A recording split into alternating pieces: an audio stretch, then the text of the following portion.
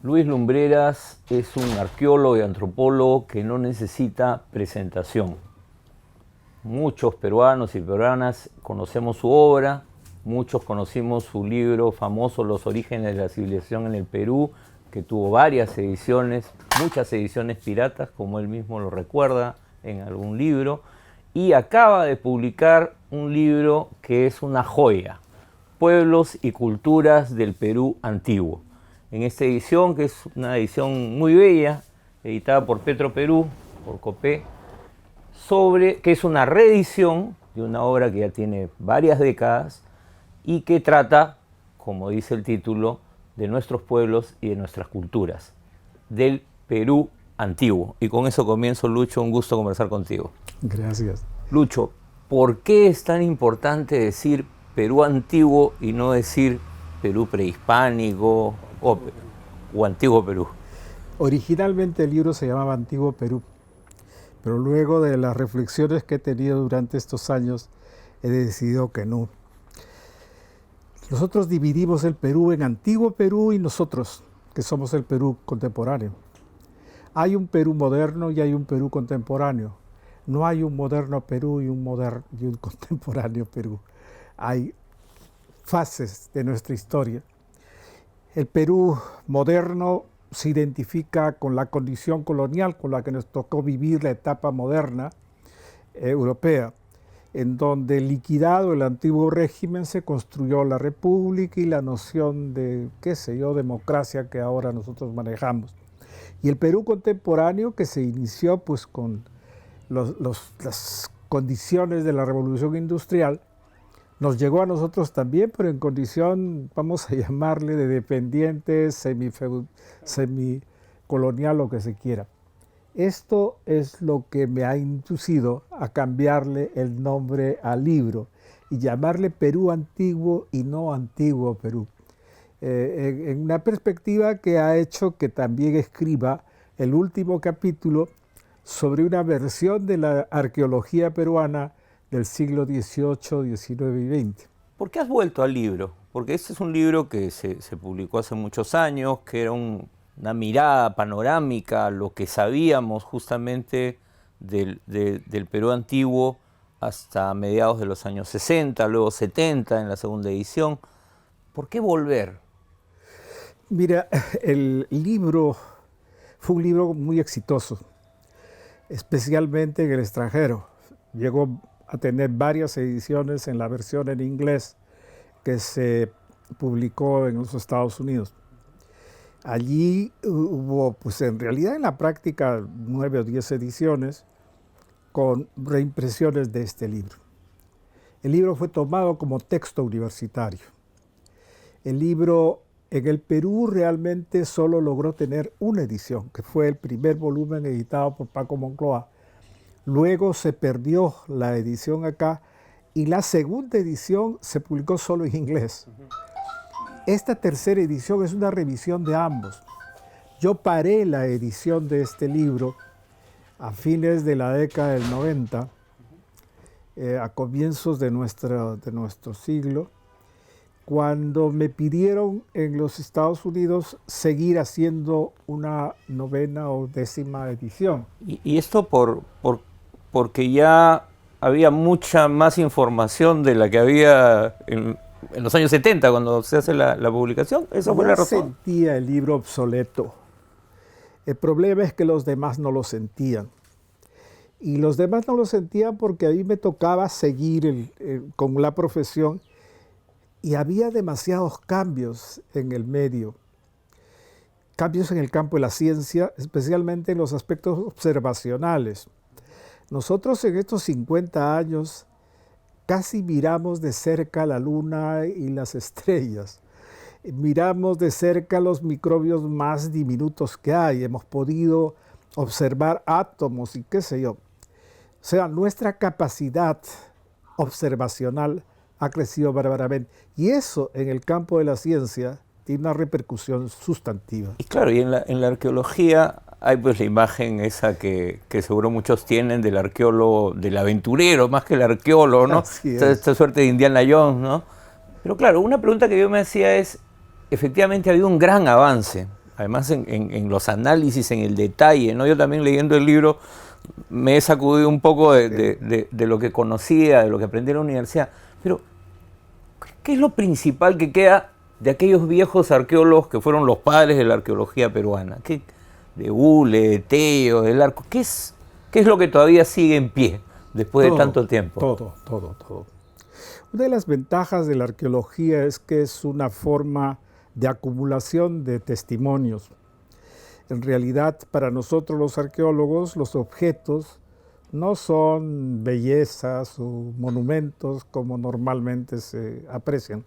Son testimonios iguales a los que da una persona que asiste a un juicio oral en los juzgados. Por lo tanto, eso que entregan los arqueólogos se va acumulando. Entonces, las cosas que encontraba Tello siguen vigentes, se encontraron, se sitúan bien. Las cosas que encontró Hule igualmente, las del Arco y tal. O sea, las podemos entender mejor, quizás, o confirmar o dejar de lado algunas de sus hipótesis. No, nos sirven de base, son como los cimientos de una coestructura. Lo que se va haciendo después se agrega, corrige, modifica, agrega, en algunos casos altera. Las viejas ideas de Tello y de Hule ya como ideas no nos sirven, pero la información que ellos lograron está allí. Cuando nosotros vemos Pachacama, cuando nosotros vemos Chavín o cosas así, estamos pensando en lo que ellos hicieron. O sea, son cosas que ellos encontraron y nos las entregaron. Que Chavín es el origen de la civilización, ya sabemos que no. Sabemos que hay ahora, pues qué sé yo, toda esta cosa de Caral y todo esto nuevo, que se agrega, no liquida, se agrega. Entonces nos permite ir construyendo una mejor imagen de nosotros mismos. Ahora, en ese sentido, tú acabas de decir lo importante de todos los objetos, de todo el material con el que trabaja el arqueólogo, es que son un testimonio.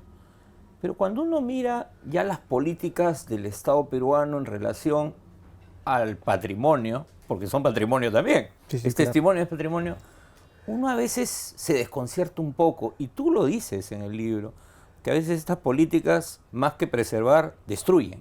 Así es. ¿Por qué? ¿Por qué no entendemos o por qué el Estado peruano o los burócratas, ¿no? Tú has sido director del Instituto Nacional de Cultura, o sea que conoces el monstruo por dentro. ¿Por qué hay este problema? Nosotros tenemos una versión espantosa de nosotros mismos, para comenzar, así es. Nos han ido creando y criando en una estructura de pensamiento donde lo peor que hay somos nosotros. Nosotros no quisiéramos ser nosotros, preferiríamos ser, qué sé yo, franceses, ingleses, norteamericanos o lo que fuera, menos nosotros. Y eso hace que tengamos una imagen deplorable de nuestro propio proceso. No nos falta razón, pero nos sobra sin razón. Una de las cosas que necesitamos entender es que la construcción de nosotros es una construcción que parte del supuesto de que nosotros hemos nacido en esta tierra, pero de casualidad. En realidad debiéramos haber nacido en España o cualquier otro país menos acá. Entonces nos cuesta entender esto. Y nos cuesta entender, porque ya lo decían los primeros visitadores del Perú en el siglo XVI, nos cuesta entender porque lo de aquí es diferente totalmente a lo de otras partes. Y no encaja con esa mirada con la que nos educan, digamos. Para nada, ¿no? Para nada. Entonces, claro, nos sentimos desencajados, digamos, ¿no? Mira, así una imagen, digamos, satelital del Perú del siglo XVI, siglo XV, siglo XIV. La mayor parte de los cerros de la vertiente occidental, o sea, lo que vira al océano, están todos convertidos en geometría de terrazas y terracerías. Cuando uno ve los valles que eran, y luego se convirtieron de nuevo en unos lodazales y cosas infernales, eran una maravilla floreciente. Ahora en lo que eran valles verdes hay ciudades, hay cemento. todas esas cosas, cuando uno las comienza a ver, las ciudades eran orgánicas. Ahora nuestras ciudades son pedazos de cosas disueltas en todas partes. Y que se devoran todo lo que está... Nos comemos la vida. Nosotros nos damos cuenta que vivimos en un desierto. Estos son oasis del desierto. Claro. Vivimos en oasis, pero no nos damos cuenta y estamos matando los oasis y manteniendo el desierto. Estas cosas no ocurrían. Las ciudades ocupaban los desiertos eran urbanizados. Es otra manera de ser. Esa es la importancia de tratar de entender que somos parte de un proceso histórico y no somos diferentes. Claro. Cuando en 1823 se decretó que la condición de peruano se adquiría hablando solo el castellano, que se convirtió en la lengua oficial, expulsamos del país a todos los que no hablaban castellano. Como el muro de Trump, ¿no? Fue terrible. ¿No? Es algo así, ¿no es cierto? O sea, yo diría en castellano ayacuchano más peor. Y es más peor por una simple razón. Expulsamos al 95% de la población peruana. Porque ese era el idioma que se hablaba en el país. Así es. ¿Cierto? Se hablaba el quechua, se hablaba el aymara, en fin. Los excluidos quedaron viviendo en la selva, porque los españoles no pudieron penetrar mucho la selva. Y los excluidos, los de la puna y los de la selva se libraron un poco, pero los de abajo, no. Y esto hizo que construyamos un país con la debilidad de no estar en nuestro territorio. Tratamos de implantar sistemas de vida, medios de vida extraños a nosotros. Y entonces todos, la gente dice restos, pero bueno, todo lo que nos ha quedado como patrimonio es como que no sabemos bien qué hacer con él. Cuando uno piensa en esta ciudad, en Lima, ¿no? Y el arrasamiento de las huacas, o sea, no estamos hablando del siglo XVI, estamos hablando del siglo XX, ¿no? Sí, son cosas como que no nos sirven. Y la verdad es que no nos damos cuenta de muchísimas cosas. Cuando uno quiere presentar el Perú fuera del Perú, se lleva ¿qué? Huacos, momias, tejidos, o sea, todo el mundo de los indios. O se lleva folclore, el mundo contemporáneo de los indios. Nosotros claro, no. La danza. Nosotros no vamos. Sí. A tal grado que en muchos casos nos preguntan, ¿y ustedes allá se visten con... Claro, esa imagen que hay de... con chullos y esas cosas? Y nosotros tenemos que explicarles que no, que somos más bien afrancesados, ¿no? Estas condiciones son las que hacen, entre otras cosas, que tengamos una imagen deplorable de nosotros mismos, porque no sabemos qué cosa es el futuro y qué cosa es el pasado. Para nosotros el pasado es todo lo que es indígena. Eso para nosotros es pasado, pobreza, desnutrición, etc. Nos olvidamos cosas tales como que los antiguos peruanos enseñaron a los españoles a bañarse, por ejemplo, ¿no es cierto? A bañarse diariamente, eso no lo hacían acá. Hay crónicas en las cuales se evidencia eso. O sea, parte de los sistemas de salubridad que los españoles no conocían por sus condiciones de vida allá en España, acá las tuvieron que aprender. Nadie sabía que la papa, por ejemplo, iba a salvar a Europa de las crisis económicas que tuvieron en el siglo XVIII. Y nos cuesta tanto entender eso porque la historia nos la han contado muy mal, digamos, ¿no? Yo leyendo, cuando hablas de la domesticación, cuando hablas de la alpaca o de la papa, y tú dices, porque a veces tenemos la idea en este mundo actual más todavía de que tiene que haber una gran convulsión, un momento, una fecha, un día, una hora en que ¡plac!, de pronto apareció la papa, pero sabemos que no es así, así es, ¿no? Y como tú dices, bueno, todo lo domesticable se puede domesticar, ¿no? O sea, ¿por qué es que no logramos romper con esto que tú dices, con este desencuentro? ¿Y por qué la educación no funciona en ese sentido en el Perú? ¿Qué es lo que hay que hacer? Además de leer tu libro y otros tantos que tratan de contar la historia de otra manera. Mira, lo que ocurre es que nosotros tenemos una manera de apreciar el mundo que no es la de acá, la nuestra. A nosotros nadie nos ha enseñado cómo hacer un canal para que haya ríos nuevos como Surco. Surco es Claro, el río Surco. una cosa hecha por los antiguos en el año 1000 aproximadamente.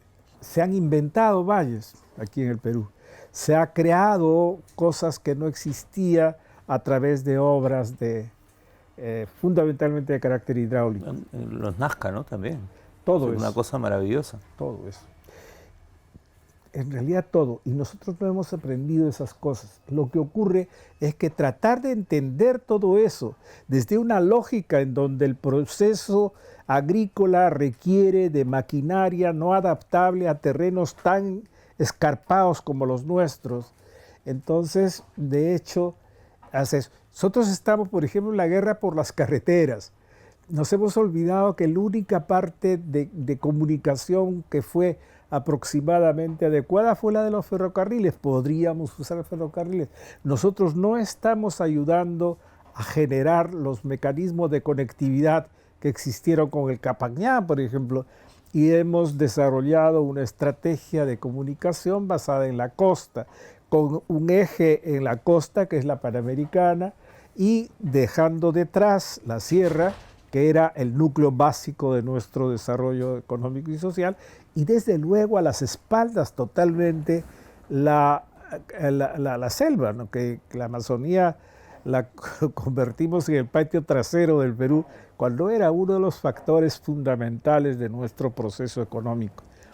En fin, nos hemos habituado a pensar que el futuro está en ser como París o Nueva York, y estamos haciéndolo de esa manera, y no tratar de rescatar las condiciones en las cuales se desarrolló este Perú antiguo del cual hablamos acá, en donde el resultado del proceso de vida, del proyecto de vida de la gente, salía de la manera como la gente se relacionaba con sus condiciones materiales, concretas, de existencia, y a partir de ellas construía lo nuevo, ¿no?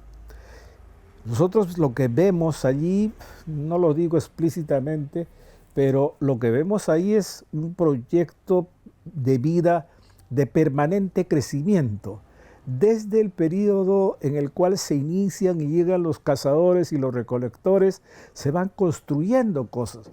Este país tuvo que ser revuelto, aquí la consigna fundamental del pueblo andino era el mejorar las condiciones territoriales para que la gente viva bien. O sea, la lucha por el bienestar, que es toda la idea de progreso, es una lucha con el medio ambiente. Eso no es así en Europa.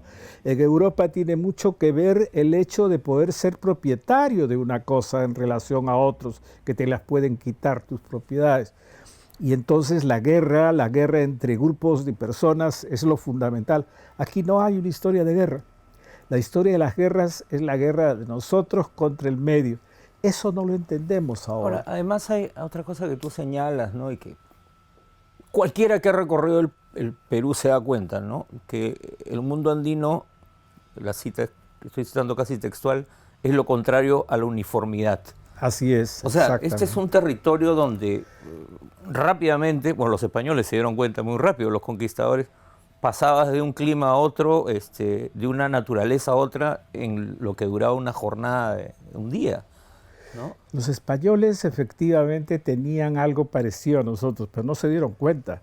Y los conflictos que tienen ahora con los catalanes por un lado, los gallegos por otro lado, los vascos por otro lado, son conflictos que se derivan de la regionalidad. Fundamentalmente son costumbres distintas, lenguas diferentes, maneras de ver el mundo distintas. Y eso es lo que había aquí. Y el éxito de los incas en su proceso de expansión fue el de respetar al máximo los dioses, las costumbres, las comidas regionales. Todo lo que eran las particularidades regionales. Porque claro, cuando uno veía el proceso actual, ¿no? y la regionalización que se ha hecho, mal hecha, digamos, pero claro, uno ve siempre que lo que se quiere es como que reproducir Lima en chiquito. ¿no? O reproducirla en nivel nacional, en el nivel regional y después en el nivel local. O el sueño bolivariano, ¿no? El sueño de Bolívar era tener una versión de Inglaterra aquí, y esa es la uniformidad total. Fatal, fue fatal. O sea, no es posible. No es posible. Simplemente la reforma agraria fracasa por eso, porque se da una ley agraria para todos por igual, como si la gente de Arequipa o quién sabe, de Yurimagua necesitaran las mismas cosas para cambiar, y no es así. Las de la Puna necesitan una cosa, el desierto se necesita otra cosa, el bosque es otra cosa. Esas condiciones no las entendemos todavía y damos leyes generales. En educación es un desastre, precisamente por eso. Yo recuerdo todavía que nosotros nos quejábamos mucho de aprender el alfabeto con la E de elefante, y el ejemplo era el elefante, que era un animal que ni siquiera conocíamos. Esas cosas son sustantivas en la percepción que nosotros tenemos de nuestra realidad. Y desde luego la regionalidad es la base sobre la cual se construye ese territorio. Lucho, te quería hacer una pregunta, porque efectivamente tú has agregado un capítulo y varios de los temas ya los has planteado, pero se habla mucho del Bicentenario. Y yo me acuerdo, porque estaba en el colegio, chico todavía, del sesquicentenario. Y Tupac Amaru, el discurso del gobierno de Velasco, un nacionalismo construido desde el Estado. Había un discurso. Cuando uno revisa la celebración del centenario con Leguía, había un discurso también, que era el discurso de Leguía, la modernización del país, el capitalismo, el Perú en el concierto de las naciones, entonces nos daban regalos todos, ¿no? Que es alguna de las cosas más bonitas que hay en esta ciudad. Pero en este bicentenario, cuando uno escucha a los funcionarios o cuando uno ve lo que se está produciendo, uno no ve ninguna idea detrás de esta celebración. ¿Por qué? O sea, es que no había que celebrarlo, o qué cosa hacemos con esta fecha, que además, como tú dices, claro, marca la independencia de España, pero es un momento en que también se define la exclusión, una nueva forma de exclusión de la población indígena. La peor. Nosotros estamos celebrando 200 años de la posesión de nosotros sobre el territorio peruano. Pero cuando dices nosotros, explícale al público a quién te estás refiriendo. Nosotros somos los que hablamos castellano, por lo tanto tenemos representación en el Congreso y en el Ejecutivo y en el Palacio de Justicia. No somos aquellos otros peruanos que para ser enjuiciados necesitan de un intérprete en su lengua, porque no es la lengua oficial, donde no tienen, recursos para poder seguir con su lengua hasta los niveles operativos en los cuales la contemporaneidad nos ha puesto. Yo recuerdo mucho una exposición que hice en una isla del Titicaca hace varios años, cuando fuimos a hablar sobre los derechos culturales. Y en esa ocasión hablábamos de los derechos humanos y los derechos culturales. Para mí el derecho de la lengua materna, la lengua nuestra, es fundamental, tenemos derecho. Y entonces hablamos sobre eso en esta isla, con profesores, padres de familia y jóvenes alumnos de esa isla que era de Aymaras, una isla aymara. Al final se paran los padres de familia, se para uno de ellos, un señor mayor, y dice: señor, yo estoy de acuerdo con todo lo que usted dice, todo lo que usted ha dicho es muy bonito, pero, me dice, yo no quiero que mi hijo aprenda el aymara en esta escuela. Ya en la casa aprende, pues ¿para qué aprender aquí? Porque lo que yo quiero es que mi hijo aprenda castellano. ¿Por qué? Porque es la única forma que él va a conseguir trabajo. Es la única forma en la cual puede vivir. Señor, con aymara no puede estudiar secundaria. Lo cual es terrible, porque es percibir la lengua materna como la raíz de la exclusión. La raíz de todos los males. Claro. Pues le decía, ni siquiera trabajo puede conseguir. Y si le dan trabajo, señor, si no habla el castellano, va a ir a los últimos trabajos más pobres y peor pagados que hay. Entonces yo no quiero pues que mi hijo respete la lengua de su madre. yo quiero que aprenda castellano. Eso fue junto con otra cosa muy parecida que tuve una experiencia en también ese mismo programa que hacíamos para el Andrés Bello, en Ecuador, en donde en Otavalo se paró también un padre de familia y dijo, señor, lo que usted dice es cierto, la lengua materna es importantísima, por eso nosotros hablamos el quichua y somos muy orgullosos del quichua en Otavalo. Pero al mismo tiempo a nuestros hijos les enseñamos el castellano y además, porque de esa manera nos comunicamos con los demás ecuatorianos, pero además hablamos el inglés, estudiamos, porque de esa manera salimos de Ecuador y vamos a cualquier parte del mundo y nos escuchan. Esto para mí fue una lección importantísima, que es lo que de alguna manera ellos hacían, gracias a que ellos pueden hacer ese tipo de cosas de carácter regional. En el Perú eso no ha sido, ¿sí? La lengua es universal, la enseñanza es universal, todo es universal, en un país donde la universalidad es regionalizable, no existe esa posibilidad. Y entonces, donde una celebración ¿de qué? Volviendo un poco a la pregunta. Entonces, claro, lo que ocurre es que estamos celebrando, voy a decirlo tal como lo pienso mejor. La emancipación es una revolución, una revuelta criolla para tomar el poder que había sido amenazado de pasar a manos de los indígenas y los mestizos durante la época de Tupamaru. El levantamiento de Tupamaru, que normalmente lo hemos digitalizado de manera muy tenue, es un levantamiento en donde la reivindicación consistía en volver a hacer las cosas como se hacía en tiempos de los incas.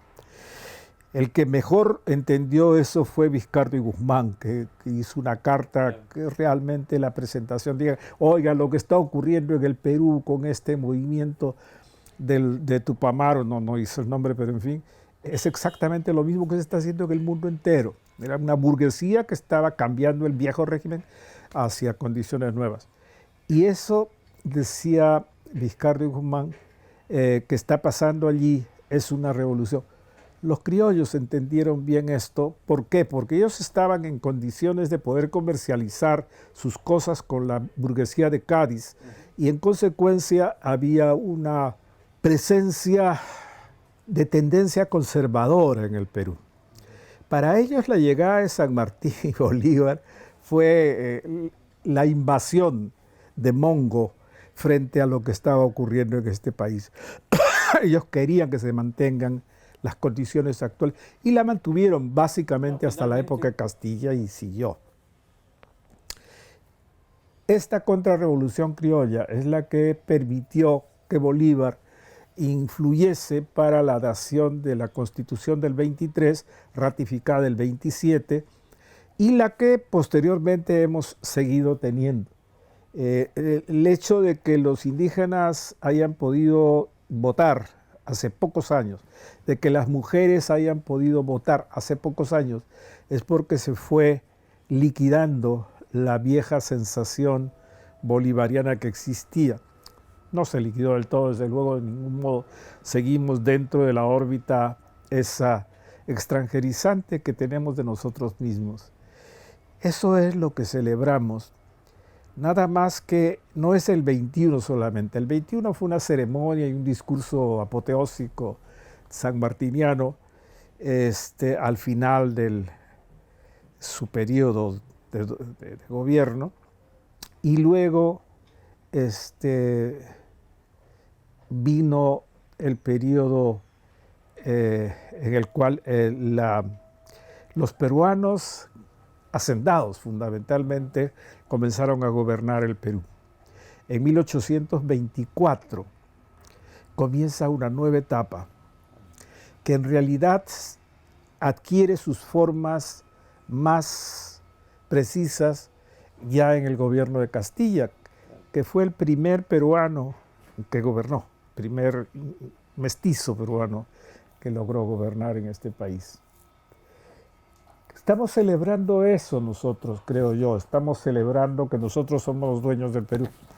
y que hemos logrado que este país sobreviva a nuestra contingencia de tratar de no ser nosotros y tratar de parecernos a otros, más que construir las cosas desde una perspectiva de acá. Muy bien, Lucho. Nos quedamos con esa reflexión final. Quiero darte las gracias además por habernos abierto la puerta de tu casa. Amigos y amigas del Arriero, así se llama este programa, para quienes lo ven por primera vez, yo les recomiendo leer Pueblos y Culturas del Perú Antiguo. Es un viaje por nuestro territorio, por nuestro país, por la historia de tantas culturas y tantos pueblos que habitaron y habitan nuestro país. Y además una visión muy crítica de lo que hemos construido desde hace 200 años y también desde los tiempos de la conquista. Nos vemos.